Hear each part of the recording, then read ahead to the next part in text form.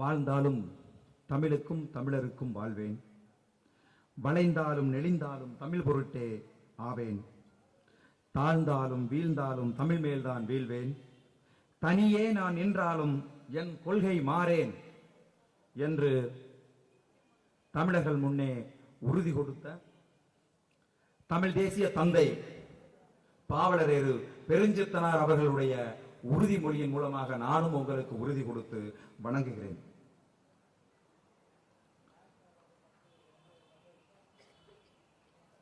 உலகத்திலே வாழ்கிற மாந்தர்களிலே, மனிதர்களிலே, தேசிய இனங்களிலே சிதறி கிடந்த தேசிய இனம் யூத தேசிய இனம். உலகம் முழுவதும் சிதறி கிடந்தார்கள். அவர்களுக்கென்று நிலம் இல்லை, சொந்த நாடு இல்லை. அவர்கள் பரிதவித்துக் கொண்டிருந்தார்கள். அவர்களெல்லாம் தங்களுக்கு நாடு இல்லை, நிலம் இல்லை என்கின்ற உணர்வை பரம்பரை பரம்பரையாக பயிரிட்டார்கள் நெஞ்சிலே, தங்கள் குழந்தைகளுக்கும் தங்களது சொந்தங்களுக்கும்.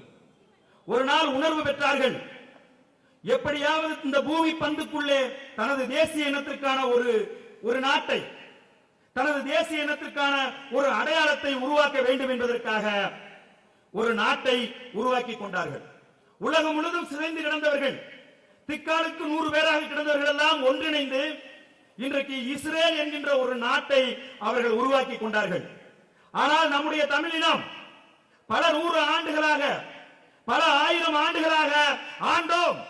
இது எங்கள் பூமி, இது எங்களுடைய சொத்து, நாங்கள் எல்லாம் வீர பரம்பரை, நாங்கள் எல்லாம் மிகப்பெரிய ஆட்சி செய்தவர்கள் என்று முழங்கிக் கொண்டு கூட்டமாக கும்பலாக ஒவ்வொரு நாட்டிலும் நாம் வாழ்ந்து கொண்டிருந்தோம். இன்றைக்கு சிதறடிக்கப்பட்டிருக்கிறோம். நமது தேசிய இனம் சின்னாபின்னமாக்கப்பட்டிருக்கிறது. நமது தேசிய இனம் தனது சொந்த உணர்வை இழந்து, தன்னுடைய சொந்த நிலத்தை இழந்து, தனக்கான நாட்டை இழந்து, தனது வீட்டை இழந்து, தனக்கான அத்தனையும் இழந்து, கை இழந்து, கால் இழந்து, உயிரையும் இழந்து இன்றைக்கு நாடு முழுவதும் பந்துகளை போல சிதறி தூக்கி வீச, கூடையில் இருந்து வீசப்பட்ட மல்லிகை மொட்டு போல உலகம் முழுவதும் சிதறடிக்கப்பட்டிருக்கிறார்கள். வரலாற்றிலே நிகழ்ந்திருக்கக்கூடிய, தமிழனுக்கு நிகழ்ந்திருக்கக்கூடிய, தமிழ் தேசிய இனத்திற்கு நிகழ்ந்திருக்கக்கூடிய மிகப்பெரிய கொடூரம், தமிழனுக்கு நேர்ந்திருக்கக்கூடிய மிகப்பெரிய அவலம். இந்த அவலம் எப்படி நிகழ்ந்தது? ஏன் நிகழ்ந்தது? தமிழனுக்குள் ஒற்றுமை இல்லை. உலகம் முழுவதும் இருக்கக்கூடிய 12 கோடி தமிழனை பார்த்து வெறும் 1.5 கோடி சிங்களவன் பயப்படவில்லை. ஏன்? ஏனென்றால் இங்கே கூத்தடித்துக் கொண்டிருக்கக்கூடிய அரசியல்வாதிகள், இங்கே கூத்தடித்துக் கொண்டிருக்கக்கூடிய மேடை ஏறிகள், இங்கே கூத்தடித்துக் கொண்டிருக்கக்கூடிய மேடை ஏறி இந்த மைக்கை கடித்து குதறிக்கொண்டு தங்களுடைய சொந்த லாபத்துக்காக அரசியல் பண்ணி கொண்டிருக்கக்கூடிய திராவிட அரசியல் அமைப்புகள் இன்றைக்கு உலகம் முழுவதும் இன்றைக்கு தமிழர்கள் இந்த மே 18 2009 கொல்லப்பட்ட தமிழர்களை பற்றி நாம் கவலைப்படுவதை விட இன்றைக்கு உயிரோடு இருக்கக்கூடிய ஸ்ரீலங்காவிலே உயிரோடு இருக்கக்கூடிய தமிழர்களுடைய அவல நிலையை நீங்கள் கேட்டீர்களானால் 1 மாதத்துக்கு நீங்கள் உண்ண மாட்டீர்கள், உறங்க மாட்டீர்கள். சிங்களமயமாக்குதல், பௌத்தமயமாக்குதல், ராணுவமயமாக்குதல், இந்த 3 நடவடிக்கைகளை திட்டமிட்டு செய்து கொண்டிருக்கிறது.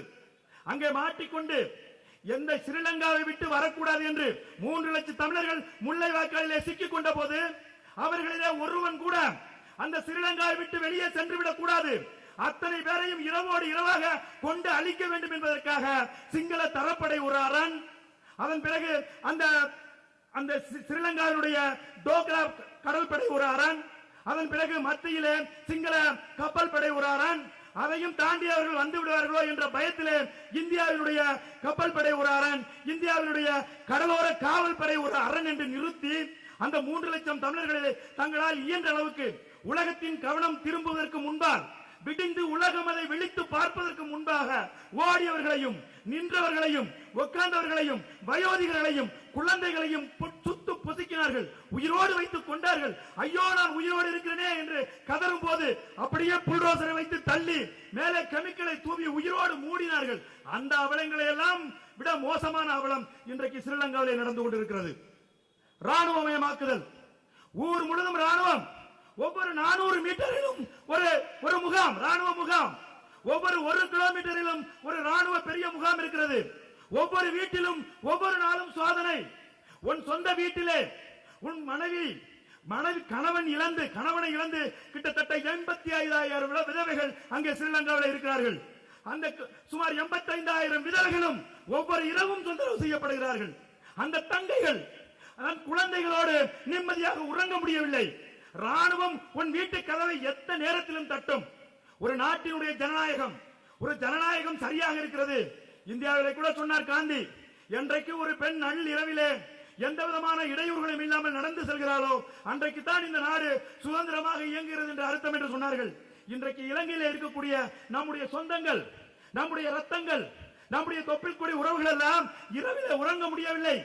எந்த நேரம் வந்து எந்த சிங்கள வெறி நாய் அவளை தட்டி எழுப்புமோ, தன் குழந்தைகளுக்கு கண் முன்னால் எழுந்து உட்கார்ந்து பார்த்து கொண்டிருக்கக்கூடிய தன் குழந்தைக்கு முன்னால் அவன் என்ன கொடுமைகளை செய்ய போகிறானோ என்று பதட்டத்தோடு அங்கே ராணுவமயமாக்கல் நடந்து கொண்டிருக்கிறது. அடுத்தது சிங்களமயமாக்கல்.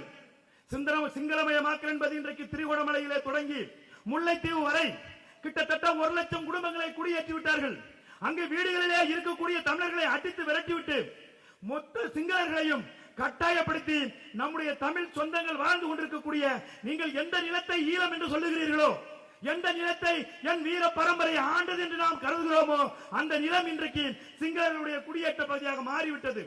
இன்றைக்கு நீங்கள் சர்வதேச அமைப்புகளுக்கெல்லாம் நாம் அழுத்தம் கொடுத்து அங்கே பொதுசன வாக்கெடுப்பு நிகழ்த்த வேண்டும் என்றாலும் கூட இன்றைக்கு சிங்களவர்கள் தமிழர்களைப் போல உருமாறி தமிழர்களாக தமிழ் நிலங்களை, தமிழுடைய சொந்தங்களுடைய வீடுகளை, அவர்களுடைய பொருட்களை எல்லாவற்றையும் வலுக்கட்டாயமாக அடித்தவர்களை வெளியேற்றிவிட்டு ஒரு நண்பன், என்னுடைய நண்பன் எங்க டீ கடை நடத்தி கொண்டிருக்கிறான். போரிலே எல்லோரும் இழந்து விட்டார்கள். தன்னுடைய தங்கையின் கணவன் வீரமரணம் எழுதிவிட்டான். புலி அமைப்பிலே இருந்து இந்த நாட்டுக்காக தன் உயிரை தியாகம் செய்து விட்டான். அங்கே ஒரு டீ கடை நடத்திக் கொண்டிருக்கிறான். ஒரு சிங்களவன் அவர்களை குடும்பத்தோடு அடித்து விரட்டிவிட்டு அந்த கடையை அவன் ஆக்கிரமிக்கிறான். அந்த அளவிற்கு அங்கே சிங்களமயமாதல் மிக கொடூரமாக நடந்து கொண்டிருக்கிறது. ஒவ்வொரு நாளும் இன்னலுக்கு ஆட்பட்டிருக்கிறார்கள் நம்முடைய தமிழ் சொந்தங்கள். அடுத்தது பௌத்தமயமாதல். மிக கொடூரமானது இதுதான். இங்க ஸ்ரீலங்காவிலே இருக்கின்ற நம்முடைய தமிழ் கடவுளை எல்லாம், கோயில்களை எல்லாம் வேண்டுமென்றே அழித்துவிட்டு எல்லா இடங்களிலும் பௌத்த விக்கிரகங்களை நடுகிறார்கள். பூமியை தோண்டி ஆழம் 30 அடி, 300 அடி, 200 அடி என்று குழிகளை தோண்டி அந்த குழிகளுக்குள்ளே பக்த விக்கிரகங்களை எல்லாம் மூடி வைத்துவிட்டு சென்று விடுகிறார்கள். அகழ்வாராய்ச்சி செய்து பிற்காலத்திலே நிரூபிக்க போகிறார்களாம். இதையெல்லாம் பௌத்தர்கள் ஆண்ட இடம், இங்க எல்லாம் வாழ்ந்தவர்கள் எல்லாம் சிங்களர்கள், நீங்கள் தான் எங்களை வெளியேற்றினீர்கள் என்று அவர்களை அங்கே கொடிநாட்ட போகிறார்களாம். அந்த இடங்களை எல்லாம் என்று தமிழன் இன்னைக்கு தண்ணீர் ஈழம் என்று சொல்லுகின்ற இடங்களை எல்லாம் பௌத்த சிங்களம் ஆண்ட இடம், பௌத்த சிங்களத்திற்கு சொந்தமான இடம் என்று வலியுறுத்த போகிறார்களாம். இந்த 3 விஷயங்களில் இருந்தும் அந்த மக்களை நாம் இன்றைக்கு காப்பாற்ற வேண்டும். தோழர் வேலுமணி ஐயா சொன்னது போல மெழுகுவர்த்தி ஏந்துவதோ, அடையாள போராட்டம், அடையாள உண்ணாவிரதம் இருப்பதோ, வெறும் ஈழ பிரச்சனையை அரசியலாக்கி தன்னுடைய கட்சியை வளர்ப்பதற்கும் தன்னுடைய செல்வாக்கை மக்கள் மத்தியிலே ஏற்படுத்துவதற்கும் போராட்டங்களை தயவு செய்து நடத்தாதீர்கள். இனி நாங்கள் அனுமதிக்க மாட்டோம். நிறுத்திக் கொள்ளுங்கள். அங்க உயிரோடு செத்துக் கொண்டிருக்கக்கூடிய தமிழனை காப்பாற்ற, அந்த சிங்களமயமாதலை தடுத்து நிறுத்த, அவர்களுடைய அந்த ராணுவமயமாதலை தடுத்து நிறுத்த, அந்த பௌத்த மயமாதலை தடுத்து நிறுத்துவதற்கான ஆக்கப்பூர்வமான போராட்டம் உங்களிடம் இருந்தால் மக்களிடம் வாருங்கள். மக்களை ஒன்று திரட்டுங்கள். மக்களிடம் நின்று அந்த போராட்டத்தை அறிவியுங்கள். அதற்காக நாம் ஒன்றிணைவோம், அதற்காக நாம் போராடுவோம், அதற்காக மட்டும்தான் நம்முடைய போராட்டத்தை முன்னெடுப்போம் என்று கூறி உங்களிடம் விடைபெறுகிறேன். நன்றி, வணக்கம்.